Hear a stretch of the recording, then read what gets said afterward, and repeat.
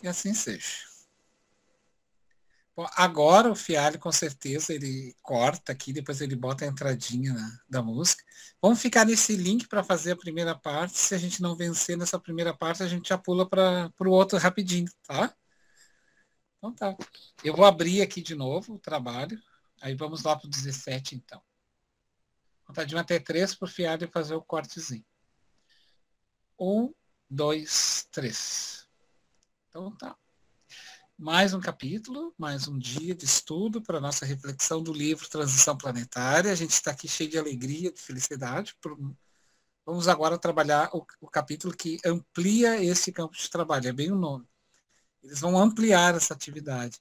O capítulo é uma mensagem edificante para todos nós e eu gostaria de iniciar fazendo uma prece e pedir a que todos me acompanhem para nós darmos seguimento neste mais um capítulo, mais uma semana de estudo. Vamos lá? Se eles quiserem fechar os olhos, fechem os olhos, fiquem à vontade. Rogando ao nosso Deus maior, ao nosso Mestre Jesus, aos benfeitores da espiritualidade superior, aos amigos da luz, dai-nos a força, a resignação, a energia, a suavidade, o bem-estar, para que a gente tenha ânimo, coragem de prosseguir. Mais uma vez, amigos, contamos com a assistência de vocês nesse trabalho que nós queremos deixar aqui registrado para a posteridade, para os futuros estudantes, os futuros companheiros da caminhada, as futuras gerações. Em nome de vocês todos, damos assim por início. Que assim seja. Eu vou abrir aqui para nós, então ele diz assim nesse capítulo. Logo após a oração proferida, com profundo sentimento, por Dr. Silvius, suaves melodias transcendentais perpassavam o ar balsamizante da natureza, penetrando-nos profundamente, levando-nos às lágrimas. É que a gente lê assim, a gente não tem noção, né, de que eles estão chorando, né, nessas orações, porque daí eles estão vendo o ambiente, a situação. A noite tornara-se um cenário de incomum beleza, e o parque arborizado e florido no qual nos encontrávamos, no planeta querido, recebera a peregrina luz que descia sobre nós, envolvendo-nos e criando um clima psíquico dos mais saudáveis. Nessa psicosfera abençoada, o benfeitor amigo de pé, como que encontrara-se, utilizou-se das dúlcidas vibrações, enriquecido pelas emoções vigentes, começou a esclarecer. Queridos irmãos, bom, aqui em diante, a gente pode ir lendo aos pouquinhos, eu vou conduzindo, vocês vão lendo, e a gente vai ver o que ele quer nos dizer, esse espírito, pode ser? Então eu vou convidar para essa primeira parte a Cláudia. Cláudia, lê para nós ali, onde ele diz Jesus permanece. Queridos irmãos, Jesus permanece o sublime amigo e mentor, nosso guia e modelo, desde os primórdios, conduzindo-nos pelo rumo da felicidade e edificando o reino de Deus no âmago dos nossos corações. Nada obstante, a cada um de nós cabe a definição dos roteiros a seguir. Há aqueles que preferem as estradas floridas pela magia da ilusão, que logo fenecem ao toque da realidade, demonstrando a sua fragilidade. Muitos outros optam pelo desencanto em razão de alguns naturais insucessos e descem ao fosso do desânimo, entregando-se à inutilidade e às queixas com que envilecem a existência. Só uma pausa para nós refletirmos, né? Vocês viram ali que ele chama a nossa atenção dessa inutilidade de tempo mal baratado, né? Parando ali para uma inutilidade, como ele diz, e as queixas com que envilecem a existência. Então, é importante a gente pegar essas chaves de ensinamentos para nós, porque ele é uma mensagem, gente. Vocês já se deram conta que nós estamos lendo uma mensagem que vem do plano espiritual, de um espírito? Não é alguma coisa só escrita, né? Esse espírito estava lá, nem sei em que momento, em que ele estava fazendo aqui na Terra, quando ele estava escrevendo isso. E agora eu estou lendo ela. E, Fabiana, é interessante, ele só voltando um pouquinho, né? Uhum. Amigo e mentor está em maiúsculo. Então, seria o normal se ele escrevesse em minúsculo, mas como é algo que está superior, elevado, então está em maiúsculo a palavra amigo e a palavra mentor. Quer dizer que ele de todos os amigos, ele é o maior, todos os mentores, ele é o maior. E modelo e guia também, né? E modelo e guia, né? Veja que interessante, né? Uhum. Isso aí. Perfeito. E ali na inevitável lei da evolução, a Rita quer ler para nós, Rita? Obrigado, Cláudia. Daí vamos aos pedacinhos. Tá, deixa eu achar aqui. Inevitável. Ah, tá. Inevitável lei da evolução manifesta inexorável, utilizando-se, no entanto, dos recursos de cada viandante. Elege o que lhe parece melhor na convicção ou não dos resultados que alcançará. Assumida a responsabilidade, passa a viver dentro da normativa escolhida, submetendo-se às ocorrências defluentes da decisão tomada. Continua? Tu vê que interessante. A inevitável. Aqui, quando tu lê aqui, ó, quer ver? Dos recursos de cada viandante, ou seja, cada um de nós que estamos nessa caminhada, que elege o que parece melhor na convicção ou dos resultados que alcançará. Olha só, assumida a responsabilidade, passa a viver dentro da normativa escolhida. Tu acaba sempre fazendo escolhas de acordo com o que tu acredita, né? E tuas crenças, né? Uhum. E vai ficar submetido a ela. Vai ficar submetido a ela, exatamente, né? Então, a semelhança de uma flecha disparada que não pode retroceder, seguindo na direção apontada, também assim prossegue esse intimorato viajante. Apesar disso, de acordo com o alvo que busca, poderá renovar os futuros disparos, alterando a rota em razão da descoberta de algum engano ocorrido no primeiro tentame. Viu? Ele pode errar, mas ele também pode pensar e refletir sobre o erro do primeiro tentame, da primeira tentativa e mudar a rota. Não vou mais fazer. Aí ele continua. A existência terrena, portanto, é multimilionária, né? Achei interessante, multimilionária. Né? Muito o que é riqueza? Aí que está detalhe, né, gente? Ele está querendo se referir a isso. O que é riqueza? Tem muitas riquezas, não é só o bem material. Multimilionárias. Quantas coisas belas. A Cláudia citou agora. Vocês viram a Lua? Isso é uma riqueza. Porque, sabe por quê? Porque tem gente que não pode ver. Então, o que é bens, né, para os espíritos e para nós, né, nesse sentido. Mas pode continuar. A existência terrena, portanto, é multimilionária em oportunidades que sempre favorece os membros, tendo em vista suas opções. Mas exatamente, né, Fabiana, como ele falou ali, multimilionária, aqui no sentido de que tu tem múltiplas, milhares, milhões de opções para seguir, né? Sim. Todos têm o direito de errar, né? Achei que ele foi bem, assim, assertivo, né? De forma a poder corrigir e alcançar posteriormente o desejado. Deter-se em situações equivocadas é lamentável perda de tempo que poder resgatar o engano, enquanto aumenta a carga das ações ao utilizar-se da revolta e das reclamações, permitindo-se um comportamento infantil que não resolve o problema, antes, pelo contrário, ampliando pela insensatez de atos responsáveis. Né? Assim, eu achei bem interessante essa frase, né? Que chamou infantil, né?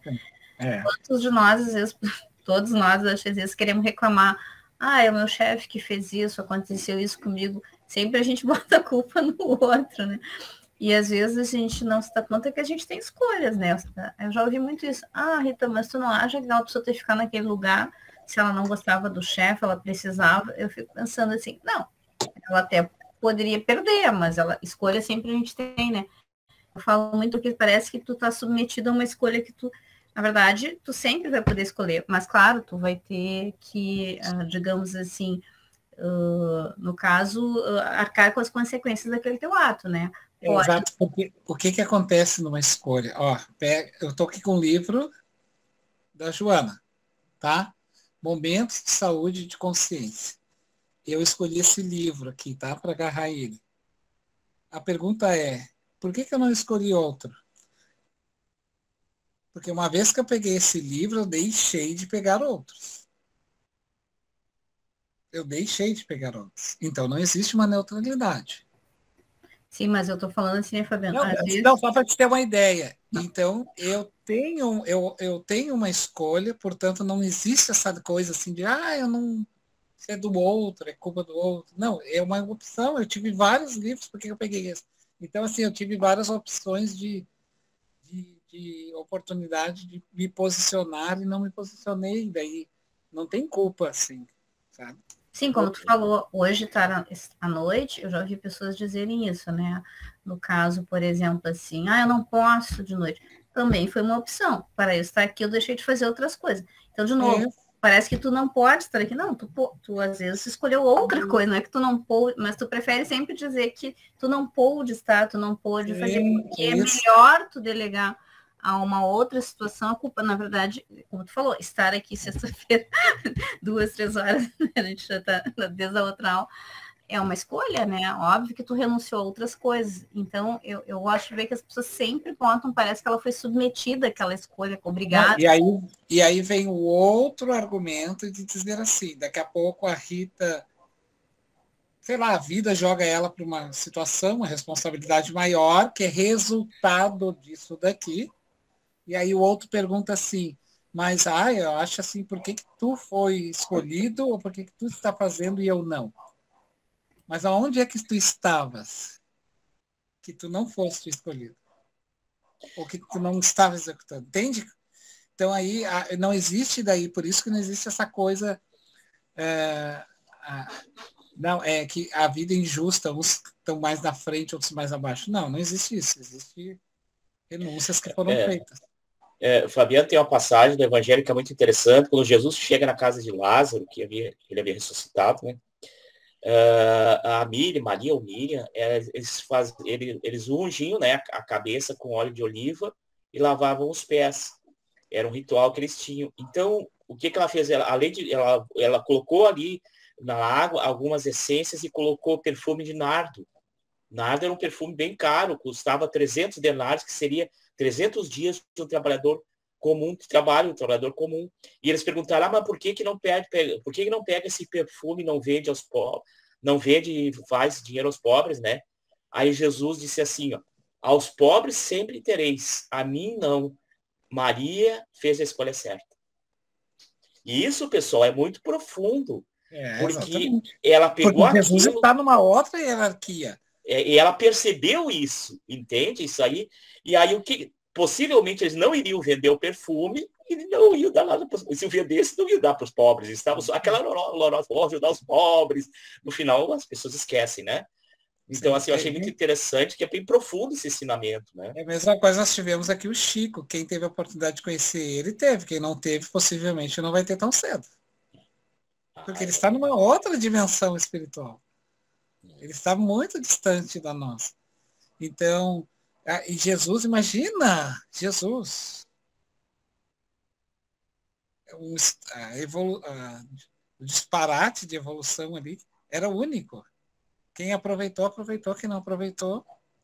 E, Fabiano, sempre foram as mulheres que entenderam quem era Jesus em primeiro lugar. A mulher de Samaritana no poço de Jacó, essa Miriam, a Maria de Magdala, os apóstolos deles, com exceção talvez de João, e só foram entender quem era Jesus depois que Jesus foi crucificado e ressuscitou. Veja que interessante, né? Elas conseguiram, talvez, o próprio sentimento materno que elas tinham, o sofrimento que elas tinham na época, porque naquela época, sim, a mulher sofria muito preconceito. Né? Então, eu acho que por esse sofrimento delas e por ela ter o instinto materno, elas perceberam Jesus, né?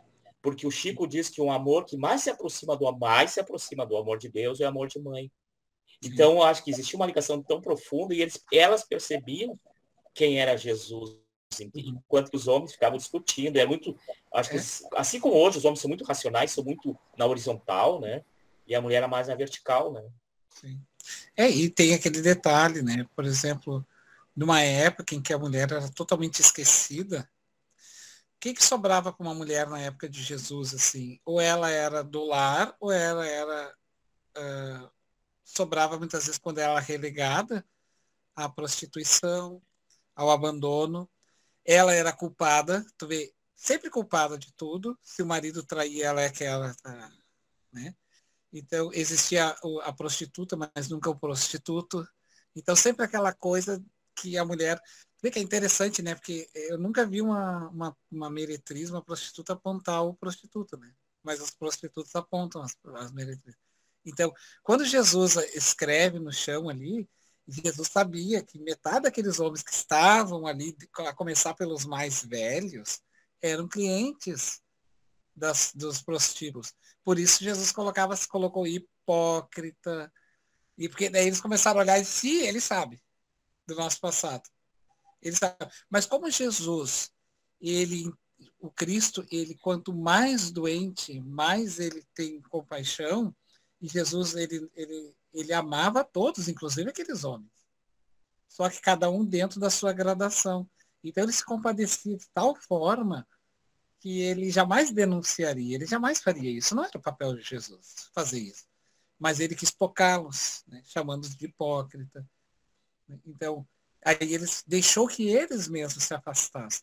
E aí tu imagina um ser que está navegando pelo corpo feminino, naquele momento ali, olhar para um homem jovem, belo, porque Jesus era belo, Emmanuel descreve, homem, e que olha para ela sem desejar ela sexualmente e dizer para ela do verdadeiro amor. Quando elas eram usadas. Tu imaginem como uma mulher não se sentiu diante dessa persona para a sua época, né? Uma mulher de sua época. Então elas amavam Jesus, não era como um homem, mas elas amavam, literalmente elas olhavam ele como um anjo.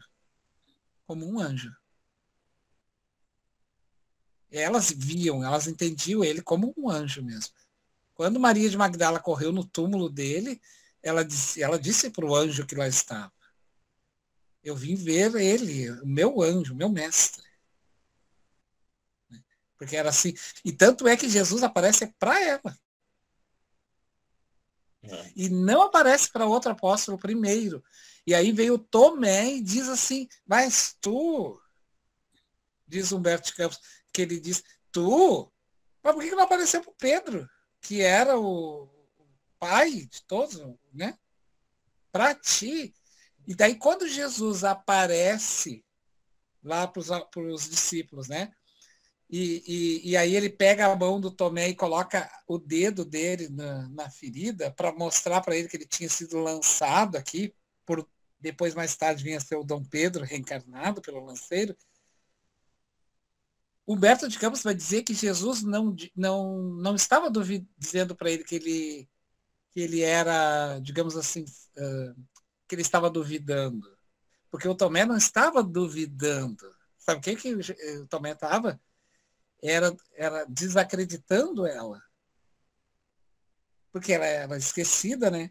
E aí Jesus coloca o dedo dele ali e diz mentalmente para ele assim, ó, por que não ela? E por que Pedro?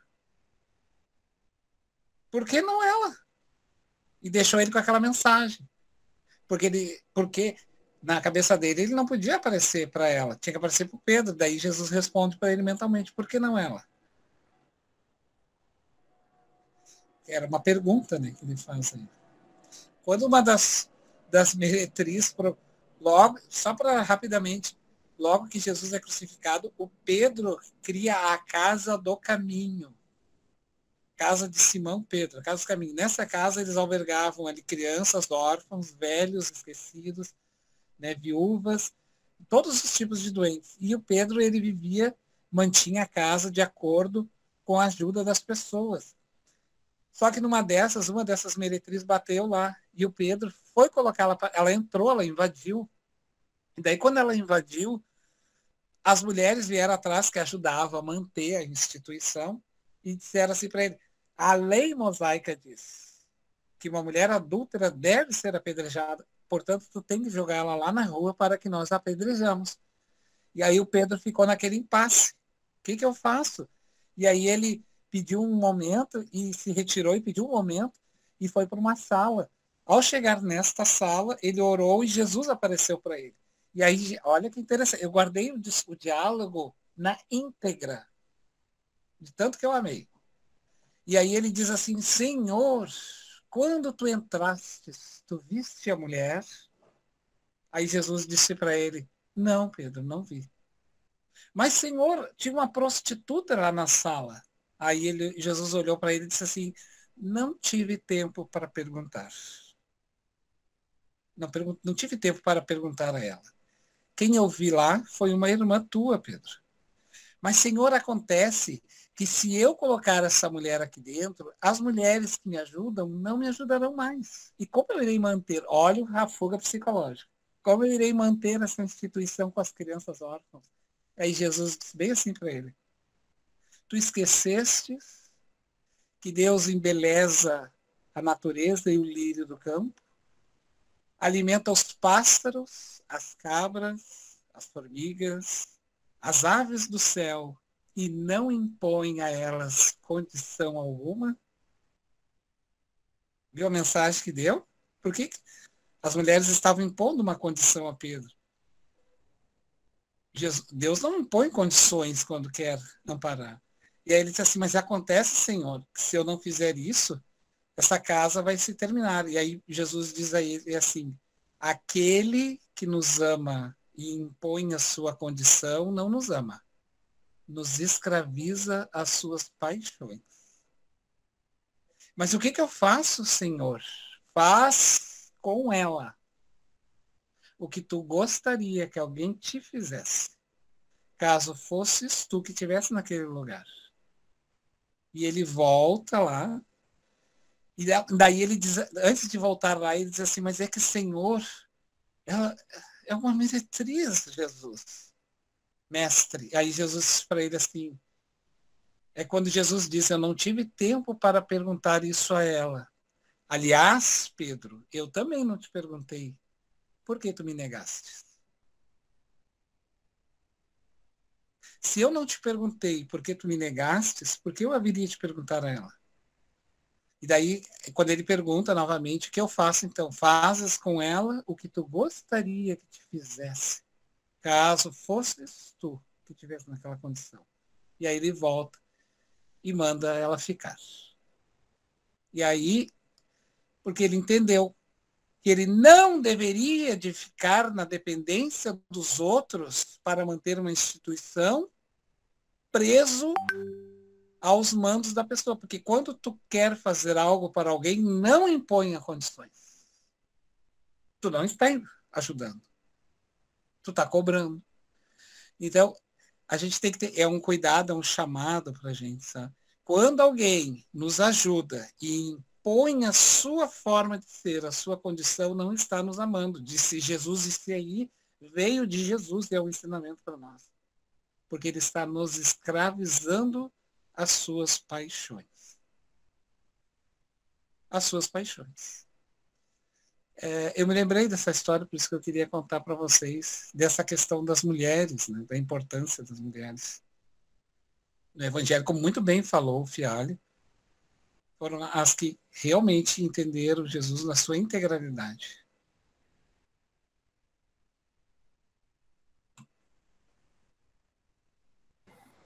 Foi o Hilário que falou. Isso. Coitado do Fialho, né, meu Fialho? Ah, é. Coitado. É o Hilário, é o Fialho. Coitado. Hilário, professor. É que o Fialho... César. O Fialho e o Hilário têm quase a mesma... Mas nós podemos seguir um pouquinho mais na frente, então, o nosso texto. Ali onde diz assim, havia um suave encantamento. Pode ser? Parágrafo. Havia um suave encantamento na palavra do benfeitor espiritual, repassada de expressiva ternura. Seu rosto resplandecia tocado por desconhecida luminosidade, enquanto as harmonias ambientais transformavam-se em uma moldura nas paisagens verbais que compunham. Profundamente concentrado nos seus conceitos, acompanhava o seu raciocínio com especial interesse. Após pequena pausa, deu prosseguimento à exposição. Quantas vezes em nosso historial evolutivo assumimos compromisso com a verdade, dominados por peculiar entusiasmo, para logo abandoná-lo, traídos pelos risonhos mitos do prazer, acreditando em nossa permanência indefinida no corpo físico, sem nos darmos contas conscientemente das presença das enfermidades, da desencarnação, usamos-lo para o desgaste através das sensações, intoxicando-o mediante emoções desordenadas e a chuva ácida dos conflitos da consciência, acoimados pela culpa e pelo remorso que procuramos dissimular, complicando a oportunidade e infelicitando-nos. Renascemos muitas vezes com os nossos sentimentos de renovação, abraçando ideais de recuperação, e logo tropeçamos nos mesmos obstáculos que, por inércia e imprevidência, não nos atrevemos a afastar do caminho, tombando nas mesmas ciladas promovidas pela alucinação do gozo. Tá bom até aí, se quiser fazer os comentários. A gente sempre dá a entender que em várias vidas tu fica errando, né, sucessivamente nas mesmas coisas, né? Parece que tu precisa levar muitas vezes o mesmo tombo e até o espírito, digamos, aprender, né? Mas enfim, né? Mas é um alerta, assim, da gente a gente assume um compromisso, né, no plano e tudo. Aí chega aqui na Terra, daqui a pouco, pelas questões inclusive os médiums. Porque acha que vai ficar aqui indefinidamente, como ele diz, né? Porque, claro, tu tá aqui, né? Então tu tem que viver o aqui e agora, de certa forma, no sentido de que tu tá, por mais que tu saiba que tu vai continuar tua vida em várias existências, né? Quem é espírita como nós acredita nisso, né? Mas, ao mesmo tempo, tu tem que viver o dia a dia, né? As coisas do teu trabalho, da tua família, enfim. E daqui a pouco tu te esquece algumas vezes, né? Acho que é uma chamada, assim, pra gente... digamos assim, tudo bem, tu tem a tua vida aqui, mas ela é um compromisso que tu assumiu de vidas passadas de ter, digamos assim, com a verdade, né? Eu gostei que ele falou. Então, tu também se comprometeu, né, em fazer outras coisas, e às vezes as pessoas esquecem, nós todos, né, podemos vir a esquecer, né, porque há muitas distrações, né, realmente, né, e os médios são os que ele sempre chama atenção, né, no capítulo 16 ele chamou, né, que muitas vezes quem se perde é os médiums, né? Os médiums são, às vezes, que mais teria que ter, digamos assim, dar a contribuir, porque se comprometeu mais, enfim, às vezes são até os que mais se perdem. A gente vê vários exemplos, né, assim, de pessoas que até se perdem feio, assim, né, digamos assim, né, e que a gente acha que não era para ser, né, colegas ou conhecidos que a gente conhece e acabam. E aí ele fala do deslumbramento, né? O médium sempre tem que cuidar isso, né? Para não se deslumbrar, né? Ele não está acima da verdade, ele não está assim, ao contrário, né? Ele tem que estar tentando ser mais humilde, né? É ao contrário. E às vezes os que ajudam o médium nesta queda são os outros médios. Não muitas vezes não é as trevas os espíritos. Os próprios médios entram. Eu vejo isso muito nas casas espíritas, quando um palestrante vai fazer uma palestra, esse é maravilhoso. Eles fazem o maravilhoso separando, sabe, as sílabas.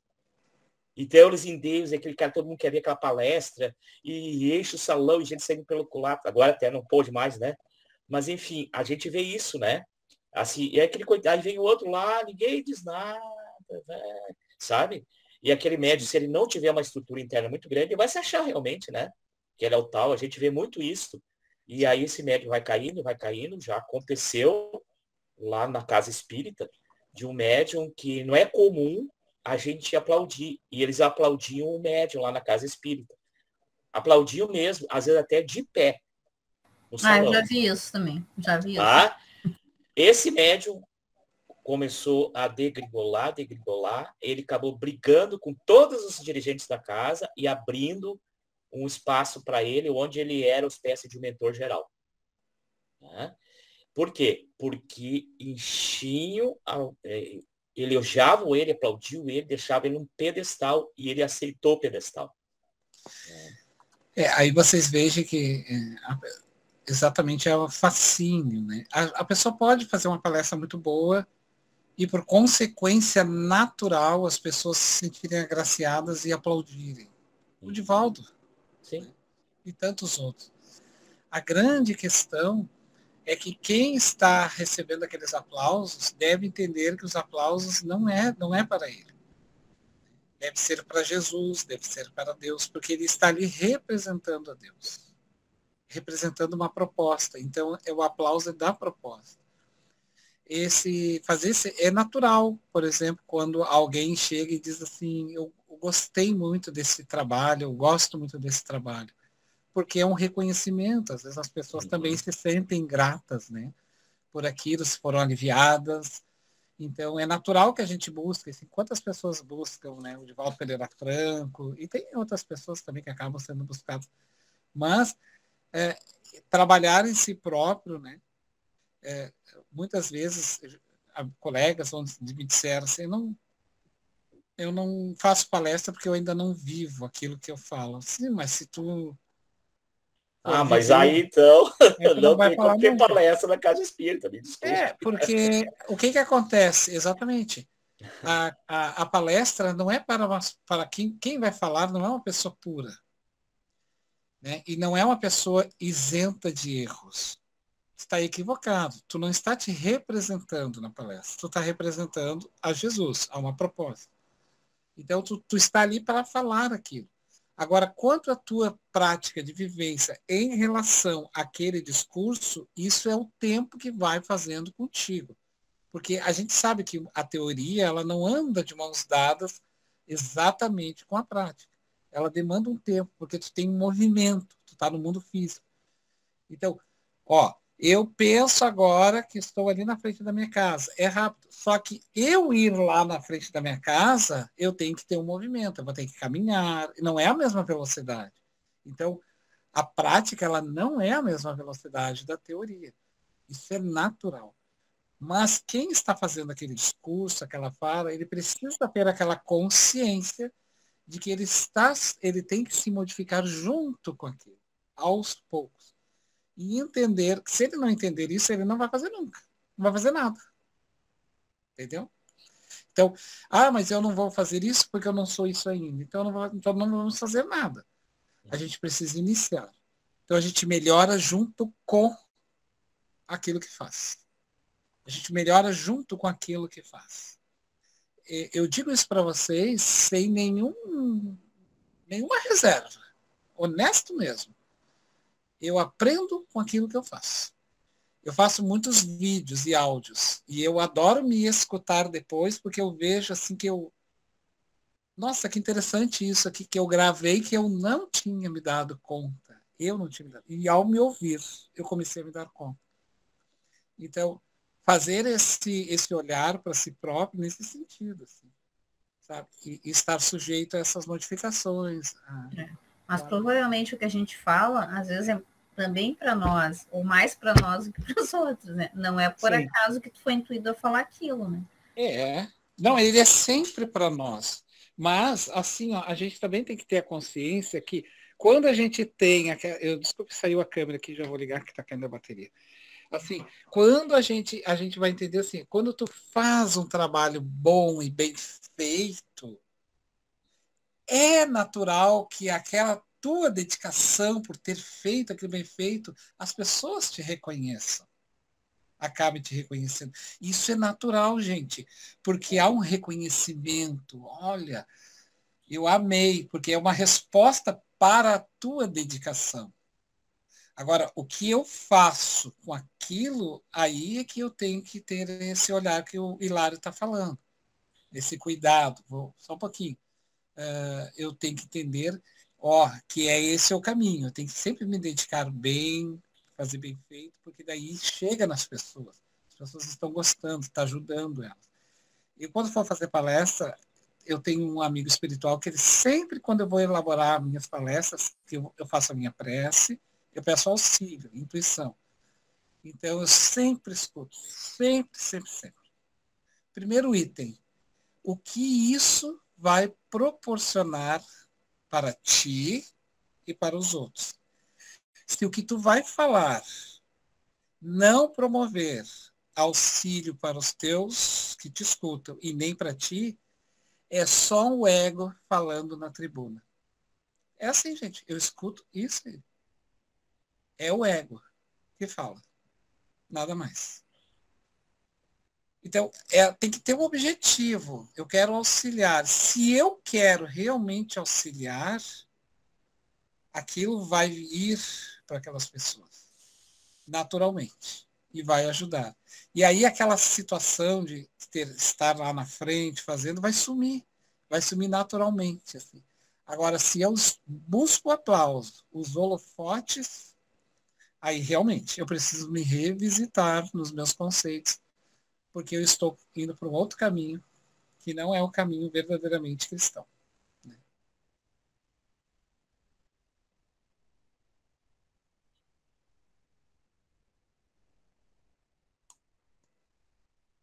Aqui, eu queria convidar vocês, alguém, para ler, então, aqui, ó. Não deixam de ser preocupantes.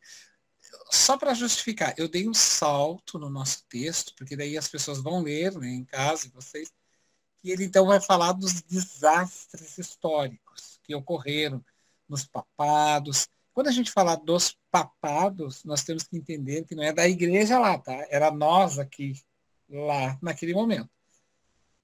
Então, quando eu falar da igreja, também estou falando da igreja histórica, não estou falando da igreja momentânea, deste momento. Então, ele vai começar a fazer um trabalho histórico ali, falando desses momentos terríveis que nós construímos ao longo da existência. Né? E aí, dessa parte em diante que eu queria que vocês lessem. Não deixam de ser preocupantes essas inovações que mantêm os vícios. Alguém quer ler? Posso ler? Ah.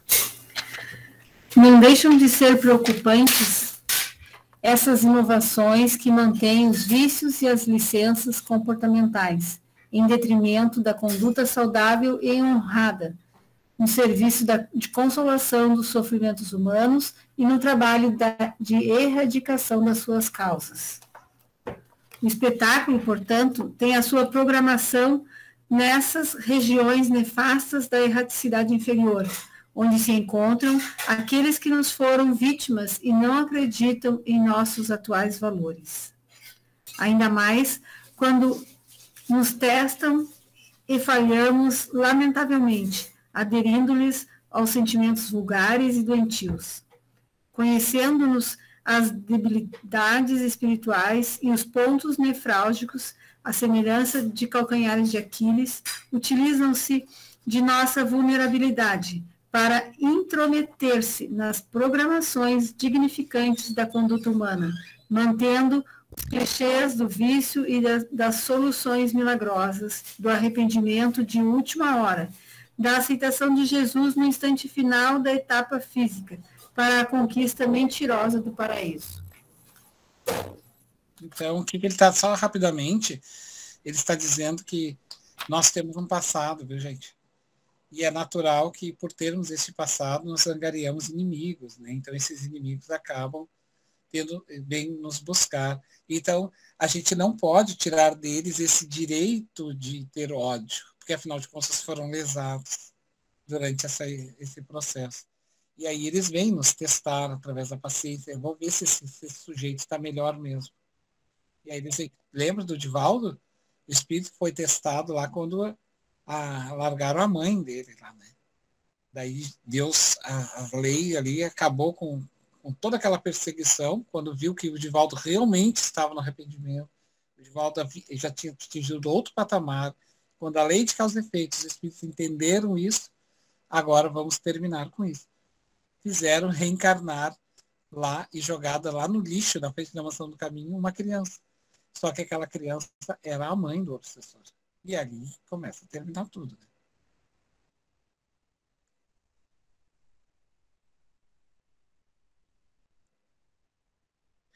E aí, lá no finalzinho, então, para a gente ir finalizando, né, construindo fechar o nosso estudo dessa noite, ali estamos encarregados, nós, os espíritos, e alguém lê para nós, e aí vamos até o final.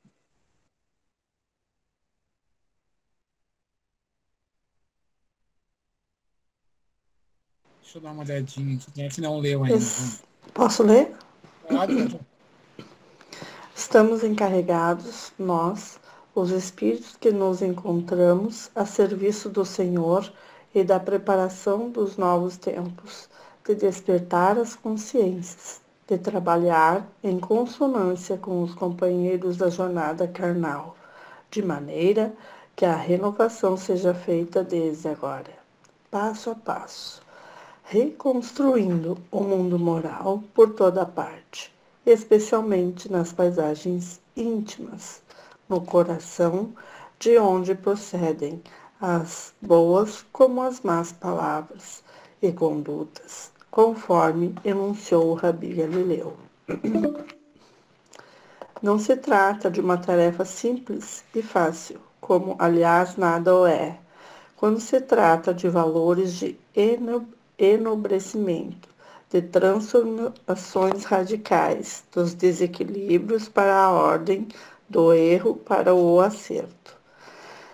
Empenhados no programa traçado por Jesus, porfiemos, não cedendo espaço à frivolidade, nem às insinuações douradas que o mal propõe. Jesus, hoje como ontem, e amanhã como hoje, é o nosso lema. Vencedor dos tempos, ele aguarda que a sua mensagem seja realmente vivida, conforme Nola ensinou pelo exemplo. Não há outra alternativa, senão avançar no rumo da vitória sobre as tendências inferiores. Calou-se emocionado enquanto respirávamos o ar balsâmico da natureza em festa estelar. Um grande silêncio, apenas quebrado pelas harmonias siderais, a todos nos dominou. É isso aí, meu amigo. Que lindo, né? Temos Jesus é o início, meio e fim, né? É verdade, tu falou uma colocação importante, né? Ele media aqui, coloca Jesus no meio, né? Ele traz a ideia negativa e depois ele fala do positivo e Jesus fica no meio, sempre mediando. Vocês imaginam tirar Jesus do movimento espírita? Como é que fica? Fica uma guerra de sabichões. Né? A proposta Verdade. principal da doutrina, né, que é o consolo, vai acabar, né? Aí vai ser só discussão intelectual, né? Bate-papo intelectual, sem nenhum fundamento. Não tem como. Não tem. Se não fosse Jesus, a doutrina espírita seria mais uma doutrina espiritualista que precisa ser iniciado. Até com essas lojas que são fechadas, só quem é convidado entra, né? E tu viu que ele, quando entra, assim, aí, quando ele traz Jesus e vai sustentando, ele vai suavizando o texto. Né? E a gente parece que entra na onda daí junto. Né? Percebo. E tem uma frase ali, um pouquinho acima, só para a semelhança dos tempos estoicos do cristianismo primitivo, torna-se impositivo de urgência a volta de Jesus, desataviado e simples, com virtude dos seus ensinos e a sua vivência natural. É aquilo que o Divaldo fala, né, e o Chico, nós temos que voltar à época do cristianismo primitivo, né? Sim. Que eles tinham dificuldades, desafios, mas, sabe, o foco era Jesus. E não é viver como Jesus viveu na sua época, sim. Não. É entender o mundo e a nós mesmos como Jesus ensinou na sua época. E não agora, como a gente acredita assim que eu vou agora num tapa, vou aprender a amar. Não. Eu pago uma porção, faço um curso e estou aprendendo a amar. Não é assim. O amor, diz o Evangelho, é uma convivência. E a convivência pressupõe confiança. Então, eu preciso ir aos poucos. Ninguém vai amar o seu inimigo da noite para o dia. Mas começa ali não desejando-lhe o mal, não obstruindo o caminho, não o desacreditando socialmente, que é o ato pior. Então vocês veem que isso é evangelho. Isso é entender o evangelho. Alguém gostaria, então, de encerrar nesses minutos finais a nossa encontro de hoje? Uma oração. Quer fazer, Hilary, para nós, a prece final? Exaltando, então, o nosso Mestre Jesus.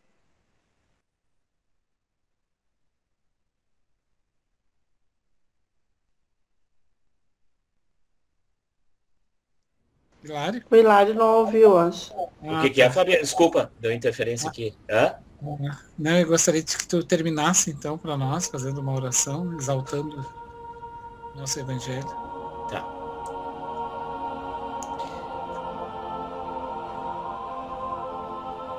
Então vamos, neste momento,